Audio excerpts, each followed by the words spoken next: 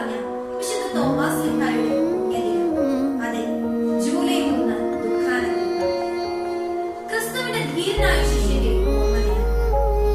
സംശയക്കാരൻ തോമ എന്ന് പരക്കെ പറയുന്നുണ്ടെങ്കിലും തൊട്ടേ വിശ്വസിക്കൂ എന്ന് പറയുന്ന വിധം ആത്മബന്ധം അവർക്കുണ്ടായിരുന്നത് കൊണ്ടല്ലേ വിശുദ്ധ തോമസ് ശ്ലീഹ ഭാരതത്തിന്റെ അപ്പസ്തോലനായി തീർന്നത്. വിശുദ്ധ തോമസ് ശ്ലീഹ തന്റെ സ്വന്തം രക്തം കൊണ്ട് വിശ്വാസ ജീവിതത്തിന് സാക്ഷ്യം വഹിച്ച ദിനമാണ് ദുഃഖാനം. ക്രിസ്ത്യാനികളായ നമുക്കും ഈ വിശ്വാസ തീക്ഷ്ണത സ്വന്തമാക്കാം.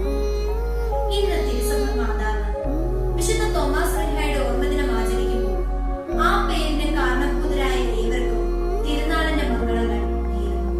പ്രത്യേകിച്ച് വിശ്വാസം കൊണ്ടും തീക്ഷ്ണത കൊണ്ടും Nedumkandam saint Sebastian's major archiepiscopal ചർച്ചിനെ ധീരതയോടെ